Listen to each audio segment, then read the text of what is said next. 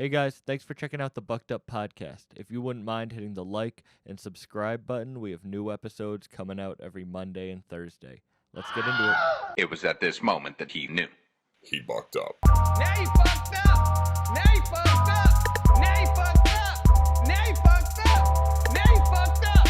Now you have fucked up. People don't realize how DIY my podcast is, how like literally it just kind of came together.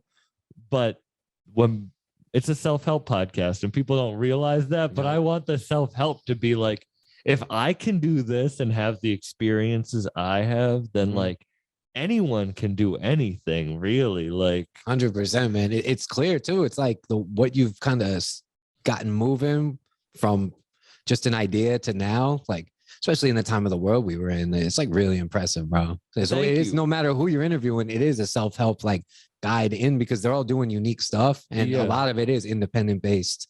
Everything, like from what I've seen at least. And we were talking about this beforehand, but like such a big thing is like reaching out and not being a dickhead about it. Oh man, like reaching out to, like, you're not gonna DM Kanye West, you know what I mean? And I'm saying that, you know, hyperbolically, totally. But there's people who want to help you, and there's paths and blueprints to get you there. It's true. And it's also being strategic about it, because like we were saying, you know, there's people who make shit move, and then there's people who are just doing the moving up front. Yeah. Don't hit the people up like who you see up front, because they're busy doing that. But like there's so many levels to every operation, like no matter how small it is. And you're not gonna jump. Like people aren't gonna, you're not gonna, like, you have to go through a certain path. Oh, totally, man. It's so transparent too. Like when people are reaching out for anything from a low level up, like you just know what their intentions are right away, unless they keep it real and they're kind of cool about it. Like you opened up for Benny on tour, but it's funny. I was just, you know, traveling with them, going to a couple different dates, and it was mad funny. The people, like, this is the first time I've been able to be like, I got an artist staff pass. I can go whatever. Like, oh, that's fucking cool. With the angles. But people would hit me up like, oh, you think I can get you in? You think you can get me in? Like, it's like, no, man, this is the first time I'm getting in. You think the first step in the door, I'm like, everyone, go. Like, isn't that the funniest thing, man? People just finish your story for you. Like without hearing anything, like, oh, because of this, then you must be doing this and like involved in this, and you can do this for me. And it's like, bro, man, I didn't say any of that. Like I'm still trying to finish my sentence, and they finished the story for you. It's like, shit's just opportunities. Like that's the difference. Everything is an opportunity. It's not a career. Nothing's guaranteed. Like you could have a fucking hot month and then just have a cold next 6, you know. It's and that's in any industry. What was your first big opportunity in this, would you feel, in music? I would say connecting with some bigger producers. Like after I started out just getting beats and, you know, any kind of production that I could, just from like a complete standstill. And I met a lot of people locally through that, which was really like helpful and encouraging, because you have that kind of connection already where they're like, wow, you're really doing this shit. But I got an email just randomly from this producer, Loki, who is in the production group The Chemist Create. Yeah, so he reached out to you. Yeah. Oh, that's dope. Just like kind of on some like, hey, if you're looking for beat stuff. But it was through, honestly, Instagram ads. Like if you run ads, that's the one thing I always told people. Like you're gonna get a lot of shit in your DMs, you know, but like check it and follow up with people, because we got to talking in email. You know, it was like he emailed me a batch of beats. And I was just like, oh, I really like these. And I picked one. And instead of being like, yo, what can you do? Like price wise, you know, at that time, like I didn't even have a job and shit, but I knew he was, you know, he was trying to do business. He's not just like put me on for no reason, but he had heard some shit I did. So it was like, all right, I'll fuck with this kid. And I just like wrote, you know, a 16 and just recorded it in video form and just spit it live and sent it back to him. And he was like, honestly, that was fucking fire, man. He's like, I'll work with you on that, like price wise and everything. And, from there, man, you know, that was a huge like vote of confidence, because he had just he had some production on Games album, the 1992 album, like that just came out at that time. Wow, yeah. And it was like one of the songs I liked the most on it. The Juice was the name of the song. Yeah. That's wild though. Well, it's wild that you had the courage just to spit it, because I doubt many people would do that. Well, I just figured like you see it so much online, and even people like when they promote themselves, like I'm the illest, I'm the like. You got to prove that shit. You do have you to got to show it. And also that you're not patching it in, because anyone could patch bar for bar and just punch themselves in and make it good. But if you could just spit with the camera in front of you, I was like, at least it'll show like I'm one taking this. Yeah. And you know, this was quick. Like it was the turnaround too. I got the beat. I was like, I like this. Yo, I'm gonna send you something. All right. He didn't expect the video, but he was like, honestly, you only had like feedback too. So it wasn't like, yo, you're on. You know, it gave me like something to work towards. From there, that first verse ended up turning into the last verse on that album. It's like a 3-verser. It's the only song on the album with the 3-verser, but it's like the final verse on that album, which I still haven't even dropped. That shit was a long time ago. Wow. And that was the first thing you sent him. When did that happen? Maybe 2017. Yeah. So we built, it went from like one song with that to he would just like get a batch, send me a bunch, and I would pick, you know, and try to like throw down, and just it went from like, oh, maybe I'll do a little tape to like, this is like an album with like a concept. And that's why it hasn't come out yet. Because you know, the dimensions of music have gone from like drop your album and all that to like single. And I just feel like what I built with that, it has such like a specific sound. It's really like guitar driven. He had a lot of samples from real musicians. So like it wouldn't do it justice to just put out like singles at a time. So the album's called Unless, and it's kind of like ... unless. So it's like, you know, fill in, like you said, like self-help type shit, like anything you want to do, you know, oh, you can't do that. This won't work out. There's no way, you know, unless. Yeah. So as I was building this, that was the first kind of step I had into like, not just recording locally in Boston, but hitting the road. Like I went to meet him in DC. I went down to Atlanta. I was recording in Jersey, where I'm from, and just sort of like building with different engineers and stuff as well for like a specific goal. Instead, everything was just kind of like for what it was before then.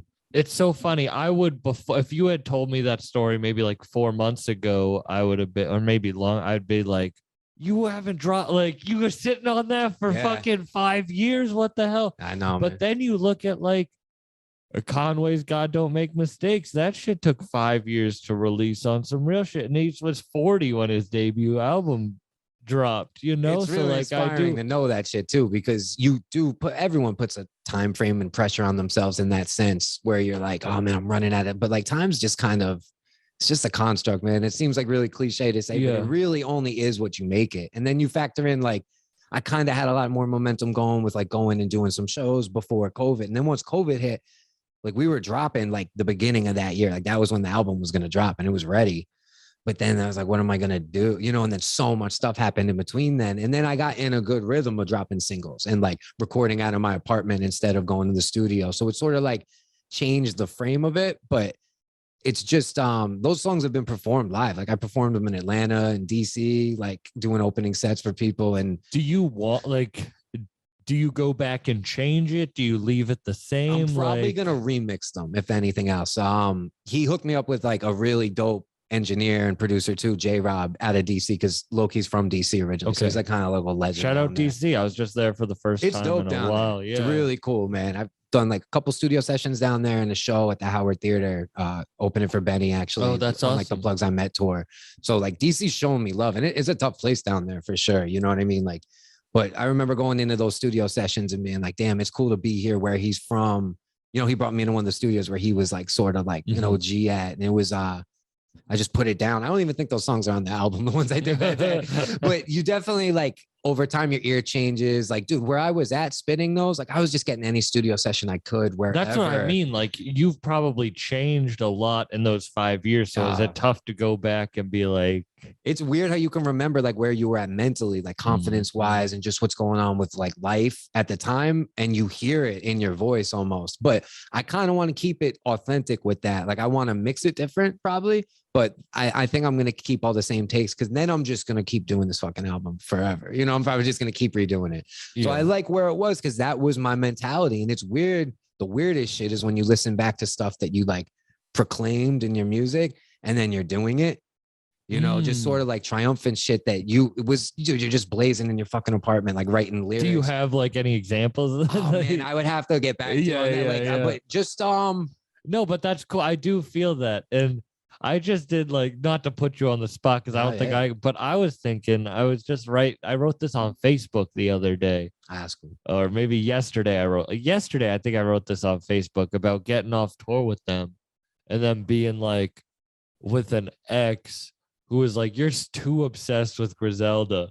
and like the being like, oh my God, that's so funny. Like thinking about like where you are now, like back then, like I would never, you know what I mean? It's like, funny you say that, man. Like, I mean, not to blow anyone's spot up or whatever. Like, I got love for everyone who's ever been in my life for sure. But like, from one tour opening for many to the next, like, I remember getting off stage for one, calling who I was with, and and she wasn't there with me, obviously, but just kind of being like, damn, this was sort of like a huge moment in my life. Like, I sort of just wish, it's getting a little more back, like through the phone, and I just remember sort of going back to my hotel and being like, and then this tour, like we're out in Vegas, I'm out in Cali and stuff. And my girl was right there next to me, like my girl now. Yeah. Who right there next to me, like chopping it up with everybody, like fitting right in, just falling back. She got the whole set filmed, like that's beautiful. She stuck with me when they like said, yo, come to more show. Like she could have just gone home. She had shit to do, and it's like, that's kind of what that album was about too. Like, yo, you might feel a certain way now and like get that recorded, document it. But like,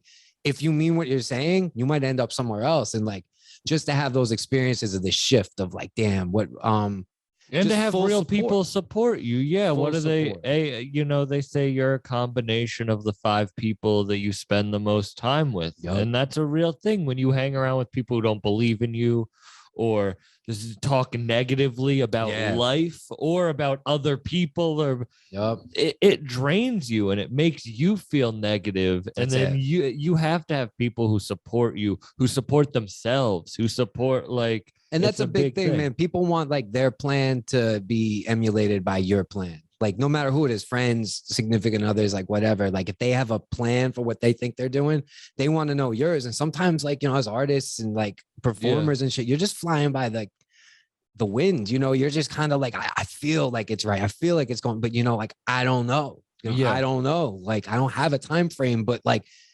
certain small victories sometimes don't come across the same to others, like until you do it enough. Those affirming moments. Yeah. It only matters to you because you know how hard it took to work there. And even some of those moments of doubt and like where you played it cool on the surface, but deep down you're like, fuck, man. Like once COVID hit, bro, as far as performing goes and getting out, I was like, is this it? Like I could always make music and shit and put it out and like have enough going where I could do something, but to like hop on a plane again and be like, yo, you're performing, and like not for just some like local shit, Yeah. I've turned down so many shows, dude, and just like even like bigger acts to open for. Like I've got hit up after a few, and I just kind of was like, I don't know, man. I really like the vibe of like what I've done, and even locally, like the shows I did do, it was like really dope artists, like where they're from, and in places like Everett and Roxbury and Chelsea, and like where culture was very prevalent, and then there was other opportunities I had where like, I don't know, man, maybe I just didn't like fuck with the vibe as much. And it's nothing against like who it is, but once you see like the pinnacle of real, it's sort of hard to scale it back and even do like more poppy, like really pop, I'm not gonna like drop names, but there was some like national touring acts that were like, oh yeah, you can get on for the, it's all business. But I was like, I don't know, is that even like a crowd I want to like play for? They don't love hip hop. Like they're not gonna listen to my bars. They just want to like turn up and twerk and like what have you, Yeah. I'm not bringing that. Like I want people, like the one thing about the shows I've done is like, yo, I'm making eye contact because people are listening to your fucking words. And I'm not rapping. I'm not going to rap over my MP3s. Like that's an epidemic. It's a real big epidemic. And that makes me feel good about how you feel about it, because that's how I feel about this. That's what it's like. If you're just doing it for you, then other people will start to get on. When you're just doing it, you might get a quick rise or something come on quick, but you're not going to feel good, and the longevity isn't going to be there. Like the authenticity is most important, the energy behind it. It's completely true, man. And that's like the compromise you go through a little bit with yourself. You're sort of like, yeah, this could, do this, but like, how am I going to feel about doing it that way? And you realize like, it's going to be a slower ride. If you stick to your guns and try to, especially like the one thing I'll try to pride myself on the most, like I'm real critical of myself, but the one thing I can say is like, you can't say I tried to sound like anybody. Like people just like not knowing, I'll be like, oh, it's like Eminem. It's because it's aggressive. But like, I don't sound like Eminem, man. Like my voice doesn't even sound like, there's no way. Yeah. But maybe like the syncopation or like the approach. You're white and aggressive. That's it, bro. Like, I mean, and yeah, those are two like main factors. I don't even think your music sounds that much. No, but it's like that's what a lot, and especially not like fans of hip hop are gonna be like, motherfucker, like with the I get Nardwar a lot. Oh man, well, I think it's your like infatuation with like the content. Like you 100 and really I are respect fanatical. that. Trust me. But it also, Oh my it's God, like, Nardwuar you interview, think bro. I, You made it. You I did a don't Nardwuar think interview. I'm Like, fucking, I don't know. I don't think I'm Nardwuar-esque. Like, I No. get I'm a doofy white dude who loves nah, rap, not like that. but it's the same thing. It's like, He's like not even human, bro. You know what I mean? Like Yeah. you're just a He cool plays a dude. Yeah, you're a cool character, yeah. dude. Like he might not even be human. I don't even know if he's real. I do want to talk He's to so great. Nardwuar. Oh my God, that's a dream, bro. And the stuff he digs up on people, like I think that's the parallel people see with you is just you know a lot. You're knowledgeable. You don't come in for like your own ego. You know, I've watched enough of your interviews now. It's like it's dope, bro, because you're really a fan, and I could see it means a lot to the artist too. When someone's a fan of them, Yeah, like they respond different because you like see them in other settings. You know, you said the beginning of the Love the Genius episode.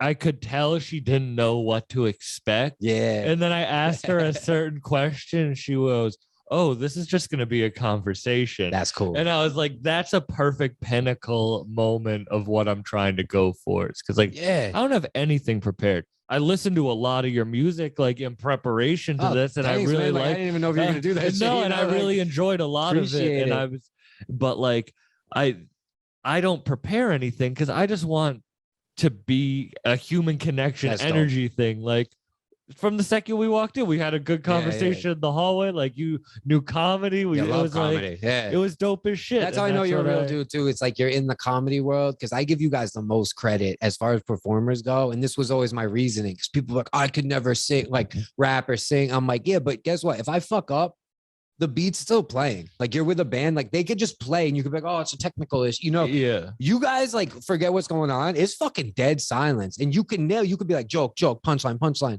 And then you hit your rhythm, like you're out of your rhythm. Now you're in control of the entire tempo. And like, I see that as like so challenging. It happened to me last night. I had a show in Cranston, Rhode Island, and one of my best friends and one of the funniest people, I would say, like, this is a name to look out for, Brianna Woodward. I jokingly go, how she is going before me in the lineup. So I jokingly go, oh, how's it feel to open for me? And then she just goes on stage and just murders so bad that and then as she gets off stage and I'm getting on stage, she goes, good luck following that. Wow. Like, and that's one of my best friends. So it's funny. That's like a pro move too, because it's like you probably made her step up a little harder than she wanted. 100%. So she was like, thanks. And then I get up on stage and I go to take the microphone out of the stand and the cord breaks. Oh, I know. Bro, the cord breaks and then the whole time it's crackling and I can't tell because of the feedback. And it was one of those humbling moments where it's like, there's no music. It's just me making a fool of myself up there alone. Dog, when I got on stage in Vegas, like I opened the show. So they kind of were just like, you know, just spinning tracks and stuff, letting it fill, but they let it fill in. Like you're not playing to an empty. You kind of almost deep down, you're like, oh man, who's gonna be here? Like I'm not that upset if no, but like you look out, you're like, oh, it's filled. I've done. It's filled. So I come out, dude. I spit one verse and a hook, and it's going like like people are fucking with it. I could tell. Like I've done enough where I'm like, if I have, and I just went like that and shook the mic, and it just cut out for the second verse. So I'm like, yo.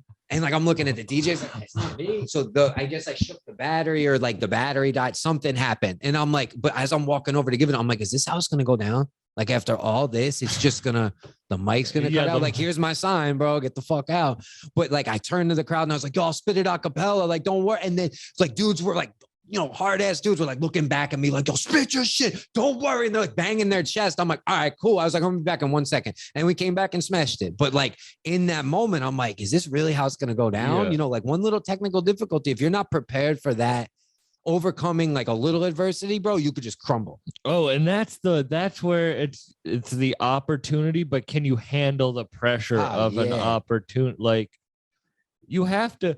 Nothing's gonna go the way you want it to. Never. And everything is gonna go the way you want it to the second after you're about to give up. Yes, sir. Like the second you have that decision in your mind where like, okay, I could give up and I wouldn't even be mad. Yeah. If you go past that, it always happens, right? It's really true, man. I think that's how life throws it at you. Yeah. It's like that last little bit of like, you know, like right even before I went out west, a couple months ago, like my car broke, fucking, I just wasn't like feeling good. Just a bunch of stuff came, like everything kind of gave me a little excuse to be like, I can't afford this. I can't do, I was like, dude, you waited for this. Like, you got to go do it. And then the feeling of like being done and after that just like you did it for whatever. Because you don't remember the thoughts of not wanting to do it. You only remember the thoughts of, oh, I did that. But you do recognize of like maybe why that happened, as like you said you want this, but like, is the proof in the pudding? Like, are you going to actually see it through when it's tough? Because everyone could just have everything go good. Yeah.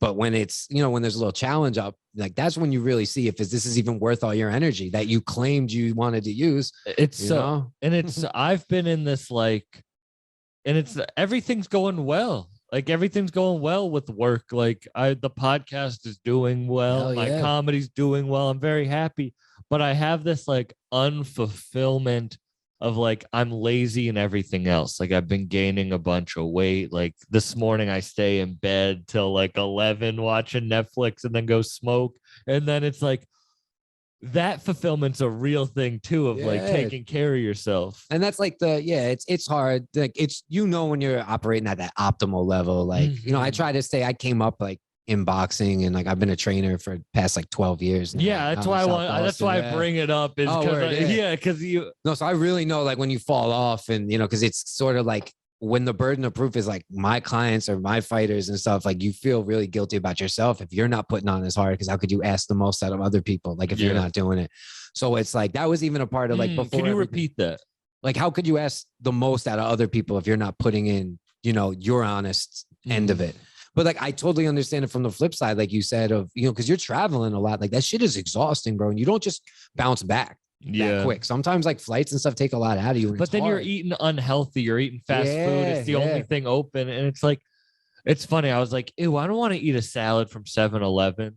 And I was like, but I'm eating a McDonald's burger at 2 a.m. Like, it tastes fucking good and you're hyped and you had some drinks and like, you know what I mean? You blazed and I get it. Like, that's why I always tried to like level with people too, even just like within boxing and stuff. Cause they thought like I was like 24/7, like fucking like, dude, I loved, I recently like chilled on smoking like a lot, but like for 15 years, bro, I was on the regs, like bongs for breakfast. You know what I'm saying?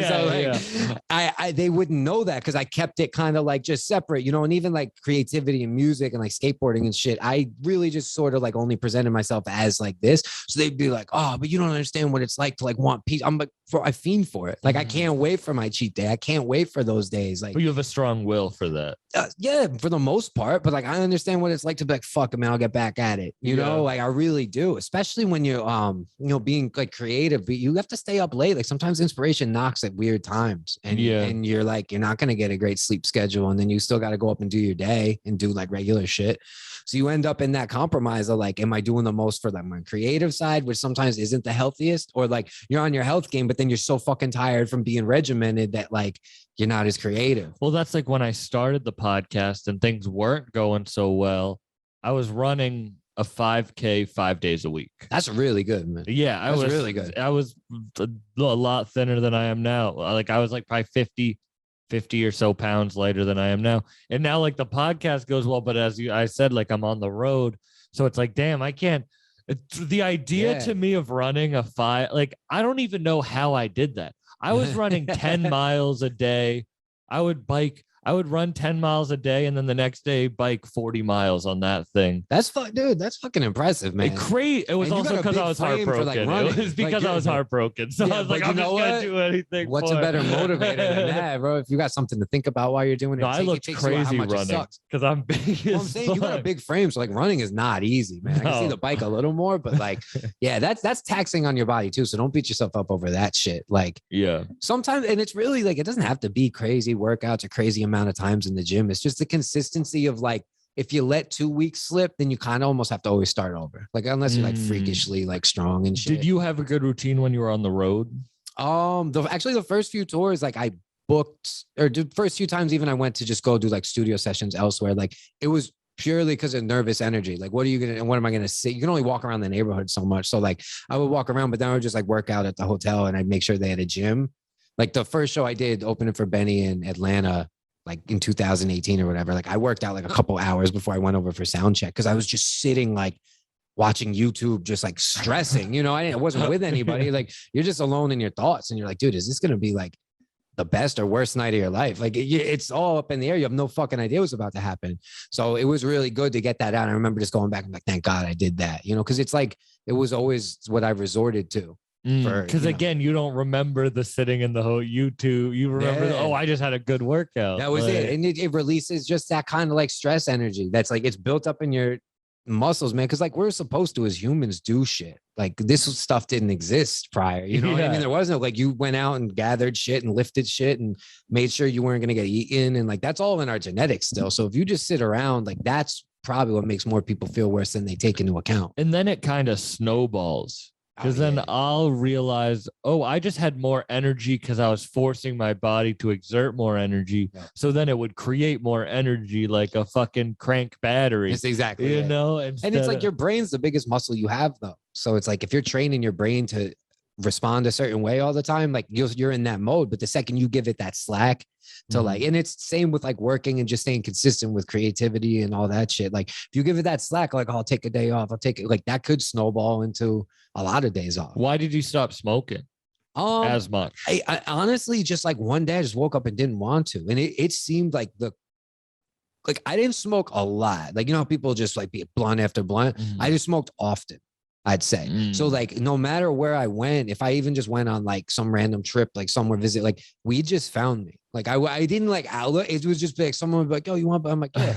When I'd be like, oh, I'm going to spend these 5 days not smoking. So like no time period really passed besides when I fought. Like I would take like a month or two off for like training camps and stuff. But besides that, like it was just so embedded in my life. And I also was like highly productive. So I didn't really see like a problem. And I still don't think there was like a huge problem, but a bunch of it was definitely like self-medication. And one day I just like kind of started like putting out, you know, through meditation and stuff, like just, you know, maybe just like remove shit I don't need right now to sort of like whatever's next, you know, open it up. And then like a couple of weeks later, I just woke up and like didn't want to smoke till like 3. And then the next day was like, didn't really feel like smoking that much. And then it started to like bug me out when I would smoke, where I'd get like, not crazy thoughts, but I was like, oh man, I'm just super anxious right now. Like where that never happened before. Or maybe I was so used to it. And then like, you know, a wall was broken where I was kind of like lying to myself maybe. Yeah. And it was also like, I never really drove until recently. I got a car like a year and a half ago, but I was in the city in Boston, just like taking the T. Wait, you never drove until a year and a half I had driven. Oh, like, okay. Like I got my license and stuff, but I didn't have a car. So like, I was doing like straight city life. Yeah. Right, so it's like trains, Ubers everywhere. And then like, once I started driving too, it was like, I kind of just like bug out driving and like right away. I mean, I was smoking blunts in the whip and like, but I was like, I don't know. Like, I just rather sort of get to where I need and smoke. And then it started like, it just became less of like a daily thing. And now I really do it just like in sort of celebration or like in times after I got some shit done, you know, and it's cool. It's taken like a different approach, but I'm not the dude who like, even if I never smoked again, I would never turn around and be like, I can't believe what people like, dude, I totally get it. Shit rules. No, 100%. That's just funny that it just kind of, was there things going on in your life that like, you don't have to get personal like that you were like stressed about, so you just stopped smoking? Or I'd like... honestly say things were good. And that's why like it may like maybe things just started getting good, you know, and it was cool to be able to like go on a trip or two and like have everything I needed to do, but not feel like the priority was like smuggle some bud or like go get some, you know, because some states are still in a stone age with that shit. So you got to really be like careful. For real though, like it's a consideration that I can't believe we still have to take like anywhere. Because it's so not a big deal. Because in my mind, I really do go through. That's so funny. It's 4:20 right now. I just looked at the clock. That's faded, bro. That's faded. That's faded. That's mad funny. People listening, it really is 4:20 right now. I attest to it. That's crazy. That's literally crazy. But it was meant to happen, this conversation. But I go through the positives and negatives in my life and think like, does weed like help it or hinder it? Because I feel like you have to do that. Like you have, like you said, meditation. That's funny. You meditated it out. Like again, when I was on my real good shit, I was meditating every day. Yeah. Doing yoga every day. And then like now I'm like, man, am I lazy because I'm smoking weed? But then I was like, I was smoking weed with that stuff, but I'm just lazy. And then the weed perpetuates the feeling of that laziness. It's a fair comparison though, because like because some people, I'm sure and like I like you would just look at them and be like, yo, you gotta stop smoking because it's just too much. Like, or like the problems that arise with them, I'm like, it could probably be fixed if you just took a little time to just like discipline shit, But then there's other people who just stay doing shit. Like you're busy, man. Like, but in my mind, I'm a lazy, undisciplined piece of shit. When you said, man, that's harsh, dog. That's harsh. But it's true. I'm like, it's not. But when you were like, sometimes you just gotta like discipline yourself. It's like, man, I'm so undisciplined, but then other people see me as disciplined. Yeah, and like dude, they're a reflection of what's real too. It's like you ultimately how you feel is what's the truth, But like if other people see you a certain way, you're doing something right. Like I've met so many people over the years that could not believe I smoked because I kind of stop. I don't not drink, but it's like really maybe a couple times a year, like somebody's birthday or like one of my friends' fights, or we go to a show or something. But I just kind of like stopped at like 23. Just because I was going to go from like New Year's to my birthday in March. And then I made it and it was no problem because I was going out on the regs. Like South Boston was dope back then. It was like kind of the come up in the city. So everything was new to me. And I just realized like, it's not really for me. Like no matter how much I drink, I'm still sort of like in my head. Like I don't get that like, yo, I'm just having fun. And I just kind of like that whole excuse people use. I don't get there. I'm still always just sort of, and then I would just smoke before I went out anyway. So I was like, I'll just blaze. And then that became like my only vice, I'd say. And then just like over time, I just enjoyed like getting through days without feeling like I had to. And then when I do, it's just fun. Like when I sit down and write or make music, like it definitely helps sometimes. I'd say writing more than anything. Do you see, because you said the boxing and the skateboarding, do you see yourself like I have the podcast. And the podcast is more successful than my stand-up, but in my head, I'm a comedian. Like I know what you're saying. Like what is your thing? Like, oh, dude, I'm a skateboarder like to the core. Like I've been skating since I was 11 years old, man. Like over 20 years now, and it has been. But I am the furthest from. Like if you took anything I did skill-wise, I am the furthest from how good somebody at that activity is in skateboarding. But it would be like if I had to define myself by one thing, because that shit changed. It changes the way you see the entire world, like quite literally, not like metaphorically. Like you start to see everything different. And I never turned back from there. So like, had I not done that, like I wasn't super social before then. And I was really into sports, like, like sometimes 2-3 games a day for different sports, like as a young kid. And like, I was kind of on that track to like go to high school for it. And like, and then it sort of took me out of that. I remember like, I broke my hand at like an all-star tournament when like 13-year-old all-stars or some shit, because the tournament got rained out, but I still went in the like hotel parking lot in South Jersey and skated. And I threw my board down, slid out, and I broke my hand under my chest, smacked my head.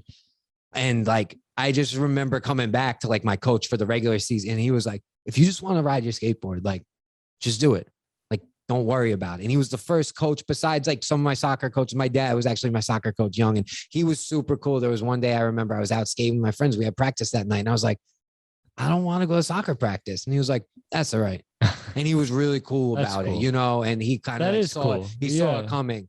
And then like I phased out of soccer for a while, and then quit baseball too, and was just straight like skateboarding from then. And then that got me into so much music because I was like 6-7 miles outside New York City where I grew up. So we would hop right on like the 190 bus, or we take the PATH train to Hoboken, or no, the regular train to Hoboken, PATH right in the World Trade Center. And you're just in New York. So I would be like 13, 14, 15 years old, like in New York every weekend. And dude, the amount of culture that like skateboarding gave on top of just being out there, like quite literally in the streets, you know what I'm saying? Not in like a hustler sense, but you're around it, where you wouldn't. I would just be in my little town just doing fucking whatever. But it's people are like, what do you do there? I'm like, I skate. I like live, bro. We're just out here. It's dope. I was skating with dudes who were like sometimes like 15 years older than me, but like there was no weirdness ever. You just get exposed to so much shit. And like a big byproduct of that was art and music. Because everything's based in art and music, and all these videos and like these heroes I had growing up, and in the magazines, like they all told you who their favorite artists were, and they would pick the song. That was before copyright shit was like a big deal. So you could flip a VHS, out there and put whatever songs you wanted. Some of those old like Zoo York mixtapes and the Eastern Exposure shit and all that. Like, dude, I heard music that I would have never heard of before, like from underground hip hop to classic rock. And it was just, I would have never gotten that otherwise, especially before the internet back then. Like it was really eye-opening and just expanded my mind. So like, that's why I would always say I'm a skater first, because it gave me the mentality, like do boxing shit. And because you go for it, bro. Like, you don't care about getting hurt when you're skating. Thank you, man. When I first started fighting, like when I told a few people I skated, like, oh, that makes sense. Like that's why you're just kind of like had like my style's changed over the years. I'm smarter now. I lose less brain cells when I mix it up. But back then, dude, I just had a lot to prove. Like I had a lot of fire in me. A lot of shit had happened before I started fighting. So I was like, had a lot of anger. But yeah, when you're like facing gravity and concrete, bro, one single person with gloves on like doesn't seem as crazy, because there's no rules in skating. So you're like, there's no motive. There's no one in your corner, a trainer, or a coach, like, yo, go try again. It's just you being like, land this shit and then go home. That's really it. That's no one. There's like no goal. And it's the most rewarding shit. Hey guys, this episode is sponsored by dope rapper and good homie of mine, Fast Life Wooly, out of Philly, Pennsylvania. He actually just dropped his debut project, John the Baptist, which has some dope tracks produced by like Camouflage Monk, Nomps, some dope artists. There's 13 tracks on it. He has visuals from people like New Vegas Films. And it's really just a project worth checking out. Huey P. Art did the album cover too. You can find it wherever you go to get your music, and you can find out more about Fast Life Wooly at fastlifewoollyofficial.com. Let's get back into it. How did it change your view of the world? Like I get what you say when you say that, but I want to hear like your expert. I say like mainly like I've never seen a stair set since I was 11 years old that you don't see as like, oh, that's a skate spot, or like a little embankment, or like a curb cut just out front there, like the way that curb, like I would get my boards in my trunk. Oh no, it's not actually. Fuck. But I would just session that shit. Like it takes so little to turn into like, you learn how to make fun out of nothing. But like, okay, like New York is a whole different level. No, that makes a lot more. That's a good. I stopped playing baseball for a lot of reasons. Yeah, but I didn't like sliding. Like I don't like pain. Right. I don't like pain like that. You gotta know who you are, bro. Exactly. You know what I mean? So that's why like skateboarding's so cool to me. But I would never do it because I'm so scared of like getting hurt. Yeah, and trust me, I've eaten shit on my bicycle. Totally, like it's like inevitable. God, like what? But it's that just being like, who cares if you get hurt? I'm just gonna have fun with nothing around. With nothing. It's that's it. Oh, okay. That's why like you hear like, as I said, I'm not a skateboarder, but like I hear like an interview with Tony Hawk. He's like, yeah, I'm still just riding around on my skateboard. Dude just broke his femur at like 55 years old and is already skating again. They're like, that's like a thing. Like people don't do athletic stuff ever again. This dude's already like skating full on, and that's a mentality that's decades, but it's also been really cool because like I've skated for so long now that my heroes like are older now, and to see that they're still out there ripping, like that's not what people anticipated. You still do it all the time, yeah, as much as I can. Like if I could skate every day, I would skate every day. If I could pick one thing to do, but it takes a toll on your body. Like, but you could do low impact sessions too. Like I've been lucky. I live by the Lynch skate park in Boston. That's under, it's under like the highway. So I just have been able to skate over there like for the past, since it opened. And it's like, it's a really cool place to go, but just the city of Boston alone, like, dude, when I talk about talent, like these kids are so fucking good. Did you ever try to be like a professional skateboarder? I was hooked up with like, not like just getting like discounted product. I'd say like the bet is like half flow. It goes kind of like flow is where you get free shit. Amateur is like you want to be pro one day and then obviously you turn pro and you're like, that's your job. Yeah. I was like a quarter flow at one point, just getting discounted stuff, but also like in the van for demos, like that was one of the best memories of my life. Was like just going to a demo, showing up at a random skate park in like Cherry Hill with like the Sure Shot team. And they just let me like skate with them, and I was cool even back. I was like 15 and kids were like, yo, are you on the team? I'm like, no, they're dope. But like, even you land a few things, they're like, that's crazy. It's like you're sort of these little glimpses, like we talked about, like living your dreams. Cause all I did was sit and just watch VHSs of like dudes touring. And that was a big thing with skating too. I was like, you could see the world for free. Like these dudes are out in Barcelona and France and all these places, maybe not making a ton of money, but they're also not spending a lot of money. And I got that when I was younger. I was like, if somebody puts you up, and all you do is just go and just enjoy it with your homies, like who's really winning in society? Like the people who have to do the same fucking thing every day and sit in traffic and do all that, or the dudes who get to like chill for a little and then go somewhere and do what they love and then document it and take all those gems and then put it into something that releases to the public that they're hyped on forever. I mean, there's shit that I watched when I was literally 11 that like still stands out to me as like some of the most iconic video and audio pairing ever, because it was just like mind blowing. It's like magic. I was just telling my girl the other day, it's like learning to skate is like learning magic, because there are no coaches. There's nobody like who hasn't done it who could teach you. It's like you either learn on your own or it's passed on through little tricks and shit. And then you're just all of a sudden doing it. Like, do you think, because that's how I would describe stand-up, is like there's talking and then there's learning how to control a group of people with your voice. And that's a very different thing. And no one can teach you that. You just have to go out and learn that. So like, do you think that's kind of like to master something, you just have to do it? Or do you feel like with boxing and with rap, like there are certain things that you can be taught? I think you have to have tangibles that you're born with for both like rap and boxing for sure. Skating, I've seen the least athletic kids ever be the illest skaters, but can't play sports, and vice versa. The most athletic kids I know cannot skate. So it's like there was no. What do you think that's about? Probably like that perception we were talking about, the way you like see it and perceive it, and just like instinctual balance maybe, and that lack of fear. No, I like, guess that's true, because I love skiing. It's funny. My skis were sitting right there. I mean, it's not the season. So you're not like afraid of getting hurt, man. Like, yeah, you guys are booking. There's something different in my mind about falling on snow and falling on pavement. I feel like, you. I don't see as skiing as like scary. Like I don't do crazy jumps.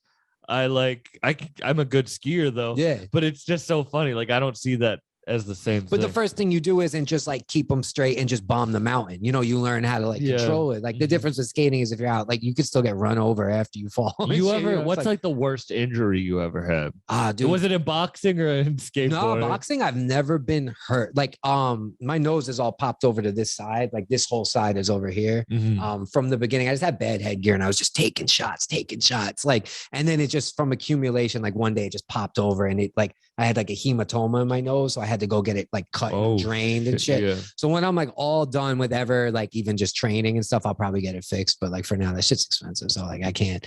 But besides that, I tore my tricep and like broke my hands, but like no one hurt me boxing ever. Like I like how you said that. No one hurt me. No, You're never, like, I fucked some dudes. It's up. One point of pride. Like not even saying that. It's just nobody ever made me stop around, like sparring or in a fight. I've never not finished the clock round, you know? And like, so that's a point of pride. But skating, I've broken both my feet, sprained both my ankles, you know, folded my hand under me, broke my wrist, I mean, like, I'd say probably my worst injuries were I tore my hamstring sprinting, like kind of training in the hot, like that hurt the most for the longest because it was like it balled up into like where like the top of your hamstring meets like your ass almost. So it was like full tear, dude.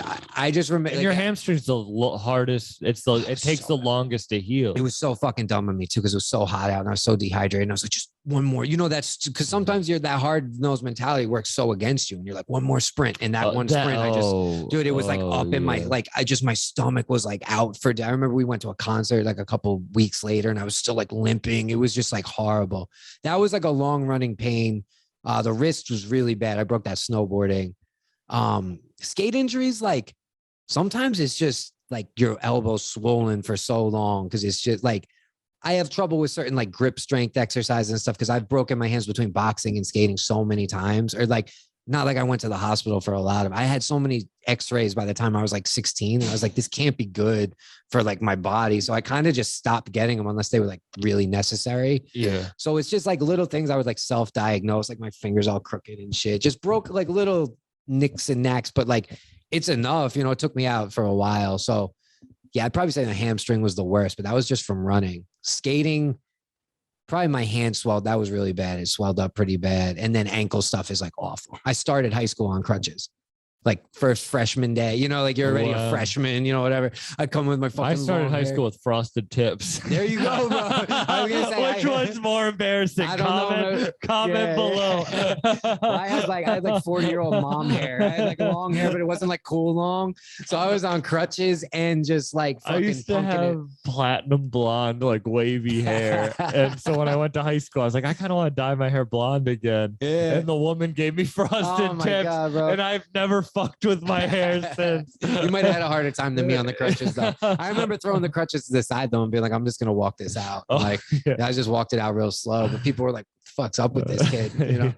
Yeah, it was a tough go. I was skating in Jersey City like the day before school started. I went to switch ollie this stair set. So it's like basically like going backwards, but you do the same trick. And I just like, it was only like a 4 or 5 set, but I just like landed with my foot completely folded like that. And I was like, I'm good. Nope. I'm good. You just walk it out. Yeah, and then like by the time you get home and take off your shoe, you're like, not good, not good. Yeah. No. But we, of course, you know, we were vets. So I already had crutches at the crib. So it was like, get them out. I knew the crutch I closet. knew the fucking deal, out, bro. Yeah. I knew the deal. So it's yeah, just a lot of injuries from I have not picked like low impact shit, that's for sure. Mm-hmm. And I probably have gone a little too hard in training, or like I wouldn't call skating like training. You're just skating, but shit happens, man. You know, you can hit a little rock on the ground, and sometimes you fall so much harder when you don't expect it because you're just like in your world, like listening to music or just cruising, and like you hit a little pebble, bro. You could get tossed. Now all of a sudden you landed on your knee. You're like, fuck. Every step you take kind of reminds you. It's just like, but you get used to it because it's like I couldn't imagine anything else. Like I wouldn't want to go a long amount of time without feeling a little pain, not because I'm like a masochist, but because like. A little bit. You're alive, man. It reminds you like you're alive because there's nothing better than healing. Like when you heal, like whether it's like spiritually or like physically, you're fucking good, bro. Like you come full circle and it gives you an appreciation of like your ability to do things. There's days where it's like beautiful out and I'm torn between like staying inside and full on smoking and just doing music or like, yo, go skate for a little. And I swear to God, man, without fail, like most of the time I'll pop out and I'm like right in Boston. Someone will come by in like a wheelchair or something like that. And I always saw it as like a signifier and like a sign of that could be you, man. Like you weren't going to go just like use your able body, you know, today. Like you were like, oh, depression or like whatever. Like, you know, so I see the same as physical. It's like a physical manifestation of it. You're kind of like, damn, man, I will always get better. Like our bodies are built to heal. And it's pretty cool when you go through it. It's not cool to get hurt. I don't like encourage it. But that feeling like being alive and then bouncing back and then like getting back at what you love after you're hurt, there's something crazy to that. And like some people don't even experience it ever. And like, and it's for people. Do you know who Fuego Bass is? Yeah. I actually watched your thing. Oh, with it was cool, man. Yeah, he's a cool, but the breaking both his legs and finding rap that way is like, it's true. And that I think about that and like through the darkest times you can find like the shit that like really helps you, like because sometimes you're like, oh dude, that was a freak accident, or like that this happened crazy, you roll your ankle whatever and you're like laid up like that, there's something crazy where you like break your legs, you're kind of just like, this had to happen for a reason. I got in a really bad hockey accident when I was 16 17. I got a level 5 out of 5 concussion. Holy shit. And I had to take medical leave from school. I couldn't listen to music. I couldn't go outside. All I did was listen to stand-up and podcasts. Yep. And that's when I started. I had never listened to a podcast before that moment. Damn. I had listened to stand-up before. Never listened to a podcast. I didn't get that stand-up said podcast. I realized that in that moment. And now, how many years ago was that? 8 years? Yeah, I mean, they were still relatively new at that time, too. Yeah. Like podcasts in general. 8 years later now to be doing this is like crazy. That was what it like. I could have been fucked forever, you know? And that's the thing too. Like, bro, you took that hit to have that time, but it also, you weren't fucked forever. Exactly. So there's that fine line of like, all right, we gave you this to see this, but also you're going to get back to it and use your brain. You're clearly using your brain. Like it works, man. CTE is real. For real. Like it was a big deterrent for me, you know, not being like, are you worried about that? Honestly, I think I would have like felt the effects. And I do credit weed Like there was some time, like I was definitely walking around with concussions, especially when I first started. Like my head movement wasn't sound, my defense wasn't good, and I was too aggressive. Like you start running into shit that you wouldn't get hit with. But I do like distinctly remember. I mean, dude, I would leave the gym like and like walk to the fucking bus and like moving my eyebrows like would just hurt my forehead. Like constant, just sort of like pumping, not like pounding, but it's like. But I would go home and smoke and be like, I'm good. Like, because it is an anti-inflammatory, and they have like done studies that kind of show it's like it's good for your brain. No, I don't mean to laugh. I know.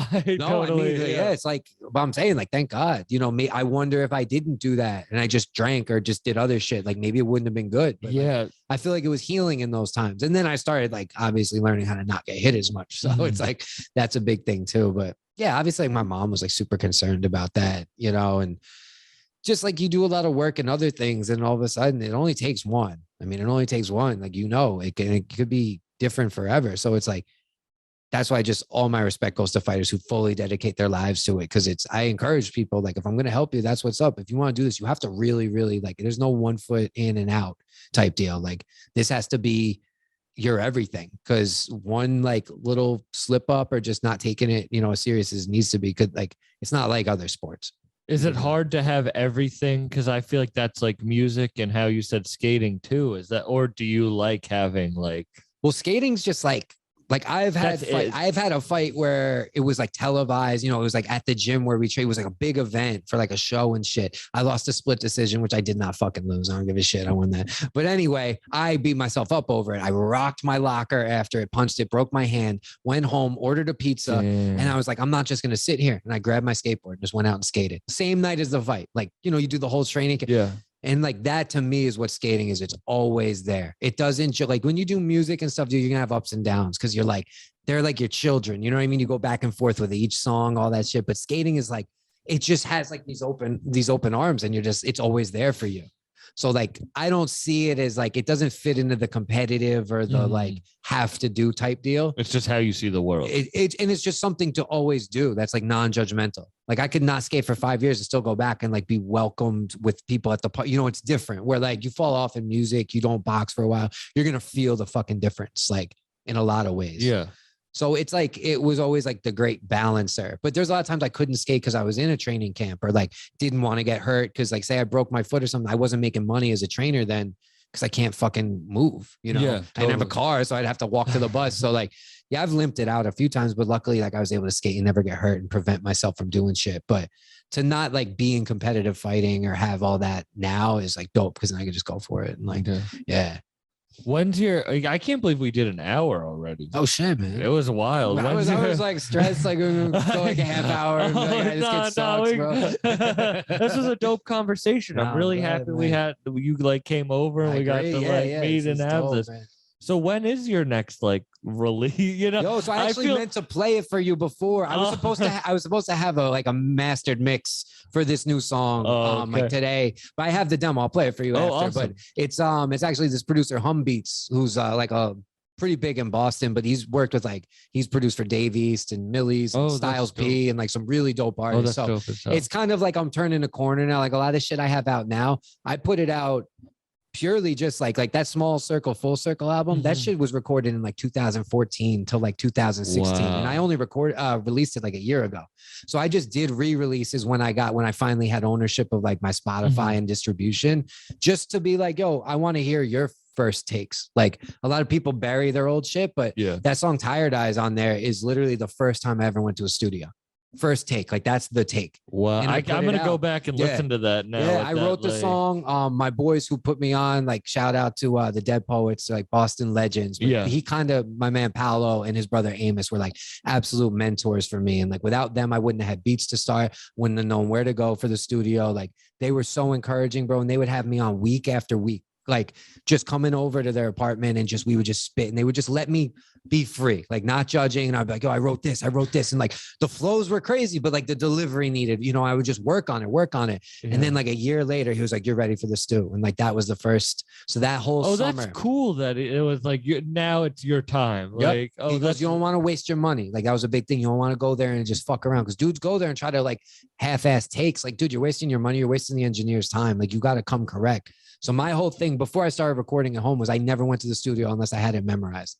I never read my lyrics because the performance is different. It's like I would just close my eyes and just go. Because that's the realest version of what I did, where like it's hard to kind of keep your phone angled and read. Like I didn't like that. I felt inauthentic. So like I really prepared over that first year to just even go to the studio. And I took it real serious. So like that project, man, I produced all the beats on it except for like 2 of them. Wow. So and that was just out of necessity. Like I got a little MPC at like a 16 fucking button one and just started fucking around and just like not for anyone else. I wasn't selling the beats. I was like, I need material to rap because I'm addicted to this shit. Like it became like a physical, like compulsive addiction. Like I worked at the gym all day. I had clients, I would run classes. There was a time I was like teaching like 16 classes a week, like conditioning classes, technique, training fighters, training myself. But I would wake up early enough every day and like I would have to like it started like I'd spit for an hour, all my material. And then the more I wrote, it would be like, okay, you got to spit for 2 hours straight. And it would just be song, just off the top of my head until it was like just like robotic almost. And then that's why like I was able to knock out so much material quick. But like you know, like you progress too. And like sometimes you don't like the way you sound or you would have written it different. But I was like, you know what? I'm putting all that aside. I know I can keep writing enough stuff where I'm going to put out everything that I had. So there's that. And then there's the Communication Crisis album. My man, Chuck Kennedy produced that. And that was in 2018. We did like an actual like album release where I had like a box social type like album. It was so, dude, mad people turned up for me. Awesome. And like, I played the album for the first hour and then I performed all the old songs after. Oh, like with my man playing guitar. And like, dude, it was really like, so much love that night. And that really showed me. I looked around the room and I was like, 7 years ago, like before, like I didn't know anyone in this room except for 2 of my homies that came up from Jersey. And there was a room filled with people at Self-Made Designs in Quincy of like people who just fucked with me, just like even if they didn't like my music, which I guess they did, they're there and they rocked with it, but like they believed in me because of other shit. They're supporting you. They know like, oh, if he did this and this and he's not from like, we're going to come out. And I had it so we could blaze inside. So everyone was like smoked out. I had them like, shout out Mass Exotics, bro. They were like dispensing weed. Like, oh, that's awesome. I really like threw down to make sure everyone who supported me to that point, that was almost like my thank you to everybody. And then right after that is when I started up with Low Key. And then a year later is when, I did the first Benny show. It was the Tana Talk 3 tour. In Atlanta was the first one I popped in. And then they had me back for the Plugs I Met tour I did in DC and then COVID and then Tana Talk 4. Damn. Did Vegas and Orange County. So like, the progression is real from being like, yo, can I even like go to the studio? To like, that's wild. In front of like, theaters or whatever. And like by the set in Orange County, man, I walked out and I just said, what up? And people went nuts. Not because of me, but because they're hyped to see somebody perform and the burden of proof, not even mean to be a play on words with Benny shit, but like literally the burden of proof is like, you're on stage for them. That's it. Like I get the benefit of the doubt right away. And like, I get like, I'm walking out white as shit, but even they go, Ayo Info. And like, everyone's like, hey, yo. And they think that's, I'm like that. I was Ayo Info before, West was starting. Well, maybe not before he was starting all the songs, before everyone knew like, this was like years. I've had the URLs. It was always my like Instagram handle. It started as Info. And then there was some other cat in like Kentucky or something who went by Info. So I just sort of took the Ayo thing and added it. And like a couple people like who I was working with was like, oh, go with that, So some people think it's just Ayo. Like they even announced me for the shows as I'm like, it's Ayo Info, but whatever. Like, just remember the voice in the face. You know what I'm saying? It don't even matter. Just know what to look up. But that feeling of like going from, and that was the same week as my album release a couple years prior. So my friend Leanie, she found it in her like memories in the story on Instagram. And she like tagged me and she goes, the glow up's real. And it's me and like Self-Made Designs with like the crowd around me. And it was the same week as like being out there, like doing like legit shows. And it shows you were doing the right thing. Something, man. And it's all, I just want to shout out B Burton too. Cause he's the one who really, I had hit him up right after that album release around that time. And I was like, okay, because I saw he was doing their tour management. He was like a big part of like moving their merch for them. Like he was the dude, So I was like, this guy knows business. Like, and he was offering like a quick consultation. So like I popped in and was just like, yo, what do you think of my website? And he had some really good feedback. And I was like, all right, what's it going to be like work with you? He's like, it's this, So I was like, I don't have that right now, but you know what I mean? Like, I'm gonna get back to you. And I'm sure he hears that a lot. I was like, I will. Almost a year to the day I hit him up and he said he was like out at Coachella and just kind of like waking up from like crazy, you know, whatever. And like, just all the travel they were doing. He's like, oh, I remember this kid. All right, what's good? And I was like, yo, I'm ready. Like I got the first month, like ready, let's do this. And like, just through consulting, like he didn't do anything for me, you know, he's like, just stay on the track. And I had one dude who tried to sign me like right before it, who he actually, he claimed it. And I was like, all right. But then he proved it, that he actually signed MGK, like way back in the day. He came across, it was like a weird encounter, but he found my shit. And he really wanted to sign me. And like, he had the contract written down. Like I had like my friend who's a lawyer, like look at it. Like I was really close to doing it, man. That would have been a horrible decision. But at the time he was willing to like buy all those exclusive beats I was trying to get, like put me on a plane to go record. But you would have been fucked in the end. He would have at least half ownership of everything I've done to this point, you know? So regardless of what I do from here on out in perpetuity, he would have like access to it, you know? Plus I would have had to like, whatever. But the point was like, I kind of like went against that. I was like, is this a bad decision, you know, or whatever? And then doing the consultation with B. Burton was just sort of like, he kind of helped me get through, and my life was changing. You know what I mean? I was going through like personal changes and just sort of stuff that like, it led me right up to like when COVID started. And I was like, all right, I'm going to fall back and just try to run this on my own. But like, we always stayed in touch. And like, I made sure to hit him up when these other tours came through and be like, bro, don't ever fucking think that like, I don't know who put me in position to even like be able to do this shit or know what to do. Shout out B. Burton. Yeah, he's a good man. dude. Like anyone who's looking for that type of help. I mean, he's a busy man now and shit, but like anyone who really, even if a quick like conversation just to get you on a path that's like, if you're watching people, you know, all of a sudden merch goes from like $20 t-shirts to like this, and that you're like, well, how are they scaling like this? It was so quick. And then West and Conway were everywhere. And then they like the way they slid Benny into like the next projects to, so like, I saw the method and I was like, I would love to do something like that with my friends, but at least someone has to start it. You know, you got to architect it.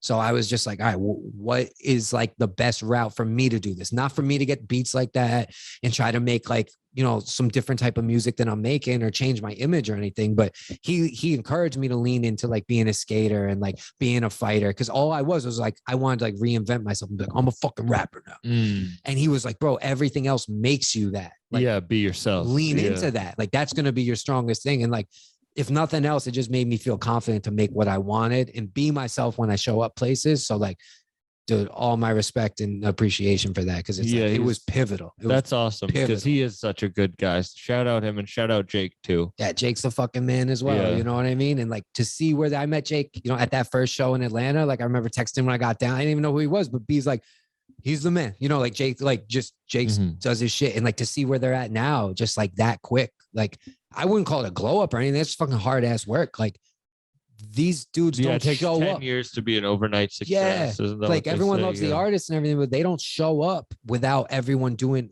everything in between that gets them there, making sure it's the right venue, making sure tickets move, making sure like it's promoted properly, making sure they get on like podcasts and just get the name out and keep expanding and not like resting on the laurels, you know. And it's just really admirable, man. And to like even be around it. That's why like the post I did with Benny in the picture, like Jake said to go, you know, like go take, because I had met Benny real quick in passing, like the first show. I never was one to like, because I seen dudes on these shit that were in the audience that like met me, you know, like they're talking, and then they're like, they pay for the VIP meet and greet, take a picture and then post it and are like, yo, fucking with the movement, you know what I mean? They see the vision and acting like they're building or something. And I'm like, I was on the show and I'm not even like bothering these dudes. I like, feel that, oh my, like I'm on a Conway track. He's been on the podcast on this tour. I shook his hand every show, but I wasn't like talking to it. Like that's why you're there. Everyone needs their space. But that's like, why you're there. Yeah. You know, because everyone's trying to get something. So like, I felt even weird, like posting a picture with him, and I just had to make it like, I tried to make the caption clear, like, bro, all I ever wanted to do in life, and this is from the skaters I met to the fighters I've met to everything, was meet people who inspire me and thank them. And that's the first shit I did. I just walked up, you know, and everyone's doing that. I was like, yo, man, I just want like, I like really grabbed and looked him in the eye. I was like, I really want to just thank you for like being an inspiration. I really mean it. And he like took it to her. Like I could tell he like meant it. You know, he asked me, he's like, where you from? Yeah. And I was like, bro, honestly, I opened for you tonight. He's like, what? And it's the whole BSF's in there. It's like the, you know, fucking green room after. And they're all kind of looking at me. And I wasn't like, yeah, you know, and I was like, yeah, I was actually on the Tenant Talk 3 tour. I did one of the shows. I did one there. And it was just cool to be able to tell him without being like, yo, take me on the show. Like I was just like Jake took the picture, you know what I mean? So it's like, I'm in there.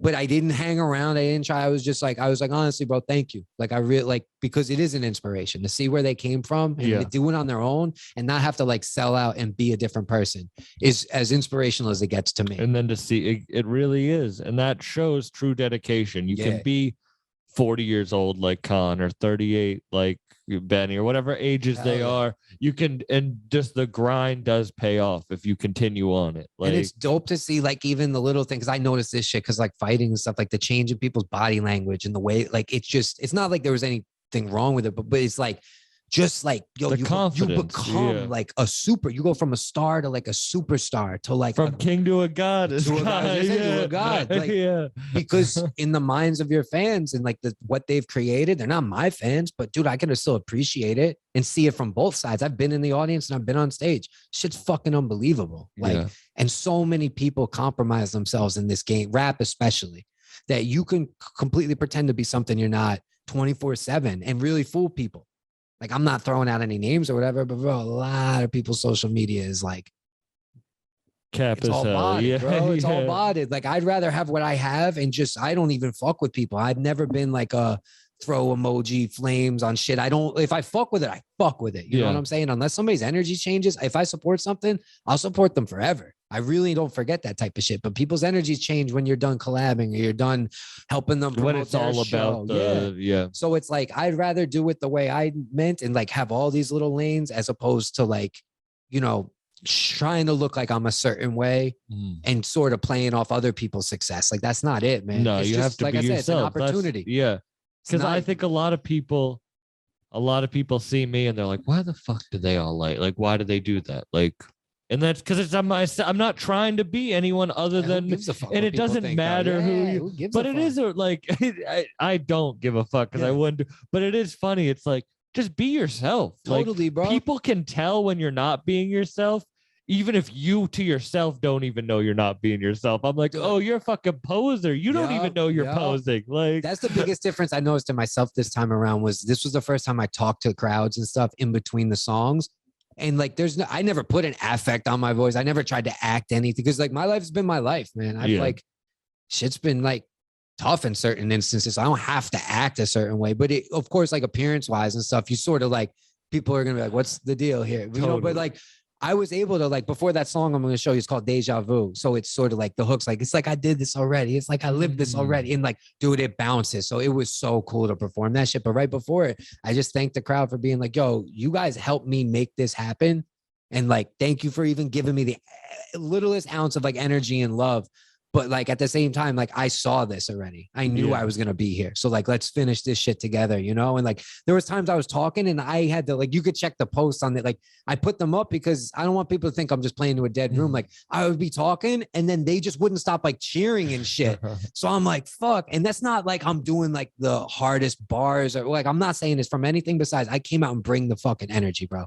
It's from like when the bell rings in the first round, like I did not fucking feel shit out. Like I'm bringing the fucking energy because you only have so many chances. And I know what it's like to think you don't have a second chance. So like, I'm not going to let that shit slip, bro. Like that last show I did, I didn't eat. We caught 2 fucking flights to that, like just barely made it for sound. I was dying. But the second they're like, yo, to the stage, you have to be ready for that opportunity. Out, game face and be like, yo, and they responded because I didn't come out all lethargic. And I think some rappers and, you know, performers in general, like they get too fucked up. They're too like, just the energy is a big deal, bro. If you're like kind of like forgetting your lines, you're using the MP3 as a backer, you're like sort of just like too cool for school almost. Like they don't, you know, not, it doesn't matter what the crowd is. They want to be entertained and know that you're having fun and care. Yeah. And if you look like you're kind of past it already, especially if you're a fucking opener, like this ain't my show, bro. I'm not happy till it's an arena for me. You know what I mean? So like, I'm going to give them everything I had till my like fucking vocal cords bleed. And like, really, they felt like they would. But I'm glad because you leave and I'm sweating and I'm like, yo, you gave it your all. Just like if you lose, you go down swinging. It doesn't matter. But if you kind of like, there was, you know, when you put in the proper, there was performances I did where I know I was in my head more. I was like, I thought I fucked up a line. So I'm like, oh, they know. And I'm like, I'm spitting, I'm hitting everything. Everything's fine. I watch it back. But like in my head, I didn't enjoy those minutes. And like, it came a point where I was like, am I going to get that back? So when I did, this was the first time like certain lines made me like, I just closed my eyes and like meant it. Like that was the best advice I got. My little brother,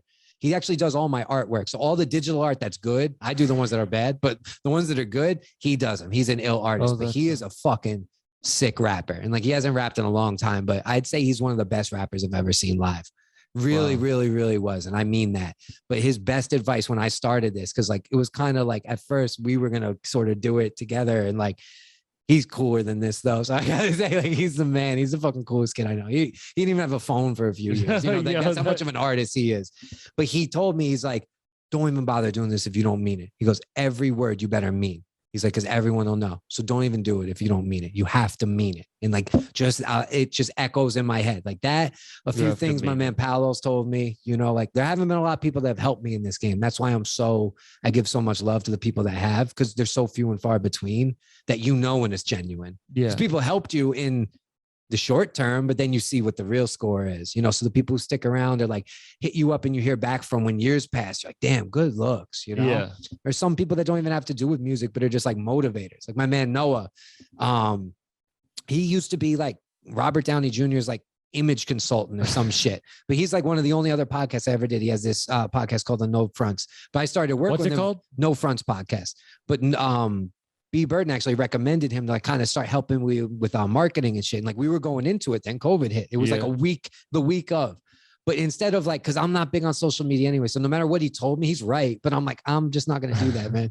But he started to understand that about me. And we became, honestly, like I never even met him in person, but I feel like he's like a brother. This dude would hit me up like at times, he'd be like, have you been writing? He's like, don't you ever fucking give up. But I'm saying like, we haven't heard from him in a while. And it's like, don't you fucking give up. So like when I was in Cali, he hit me up. He's like, you came to LA and you didn't tell me? I was like, bro, I didn't know if you were like busy. I didn't even know if I was going to make it, you know? And he's like, bro, I would have gone like wherever, you know? And to know that even after that time, like difference, like he hit me up today, you know, he didn't know I'm coming here, but like, I'm hyped to, you know, send him this one. Cause we did a podcast like over the phone at like the peak of COVID, you know? Oh, wow. Cause he just wanted to like promote, like he would take these big pages he had and just throw them out to people, just me. And people are probably like, what is this? You know, why are you pushing this kid? But like, he didn't care, you know, and that's the shit to me that means a lot. That's like, beautiful. I'm the same way. If I fuck with somebody and they prove that it's worth supporting, I don't care what other people think about it. But when people do it for you, I mean, I know you know that now. 100%. It's all over. Yeah. That's why, like, yeah, man, thank you for doing this. This was awesome. I really, man, this is fucking. I don't know. That was a weird. I didn't know if we're going for a dab or a handshake. No, I felt like it was somewhere in the middle. Is right. But no, thank you. This was awesome. This was a dope conversation. Hell yeah. Where can people find you? So, Instagram at Ayo_Info. All my links and everything are ayoinfo.com. So AYOINFO.com. It's got like links to all this. You know, Spotify, Apple Music, everything. It's got some clips of each song. You know, I got a lot of like singles out there. Yeah. It's the 2 projects from just, you know, just keep in mind, those are like my first shit, but I'm standing by it. And I'm really just going to try to get into more like regular releasing of singles. And then, you know, we got this new single on the way with Hum Beats, get that album out there. And then, you know, move more into production too, and like take it front to back, like production, writing, recording, engineering. I want to do it all.